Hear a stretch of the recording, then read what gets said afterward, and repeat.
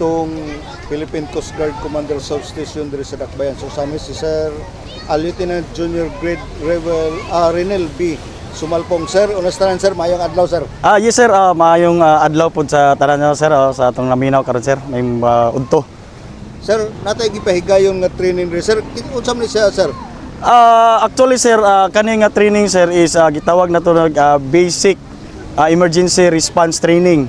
So kani siya gimugna ni siya in coordination nato sir sa atong CDR-RMO sa Osamis, headed by atong si Sir Dondon Guangco sir. Inubanan po sa atong aktibo nga barangay diri sa barangay captain sa barangay Malaubang sir, si barangay captain Christopher Maghanoy sir ug sa iyang mga opisyalis sir.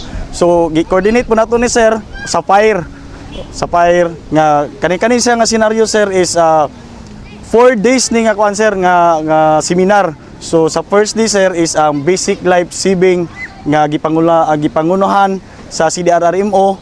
Dayon ang ikaduhang adlaw sir is ang firefighting, which is gipangunahan ni sa atong BFP sa Osamis no. Then ang ikatulo sir is kami sa Coast Guard nga nagkandak mi water safety sir sa atong mga barangay opisyales, sa atong BHW ug sa mga BPAT sir. Yung karon sir, mo ni ang last day nato sir, ikaupat nga adlaw, mao ni ang CIMIC sir nga ato makita kung unsay ilang mga nahibalan sa sulod sa upat ka adlaw sir nga training. So kumusta sila sir? Kumusta ang ilang kooperasyon nila? So far sir, ang nahitabo karon sir, ang una pa nga team no, ang nagkandak sa atong search and rescue sir sa atong drowning incident sa conscious o unconscious. So far sir, maayo ang ilang performance sir, ilang gibuhat ang ilang the best no. Makita ginato nga seryoso kayo sila sa ilang mga gipabuhat sir. Gusto gyud magkakaton sila.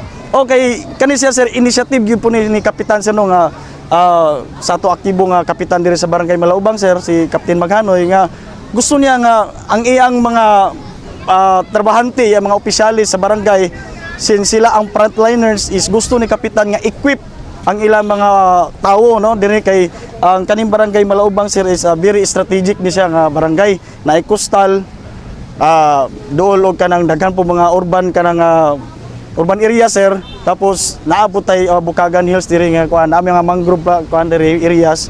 So strategic kini siya when it comes sa mga fire incident, sa mga drowning incident. Kay ato mga miagi sir nga kuan tuig is nanay na lumos diri sir sa bridge diri sa barangay Malaubang. So sa initiative ni barangay captain sir, nahimugna ni nga training sir.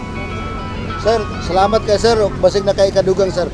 Sige sir, kaniya among training karon sir is dili ni may tabo sir, inubanan po ni sir sa akong personnel sa Coast Guard Substation Osamis ug sa among Coast Guard Special Operations Unit sa Misamis Occidental, gipanguluhan ni Chief PT Officer Salva Philippine Coast Guard sir. Og daghang salamat ug mayong udto sa inyo tanan sir. Sir, salamat kayo sa paghatag og higayon. Yes sir. Si Lieutenant Junior Grade Renel B. Sumalpong atong PSG Commander Substation diri sa Dakbayan sa Osamis. Sir, salamat kayo sir. Sugikan na lang rin sa akong nahimutangan alang sa DXD Radio Kampana, ang radyo sa simbahan, WD45 Dudong Bergaminto, Muduyog si Kasitite 5 nga Jubileo sa simbahan, sa Archdiocese sa Osamis Danag sa Dakbayan.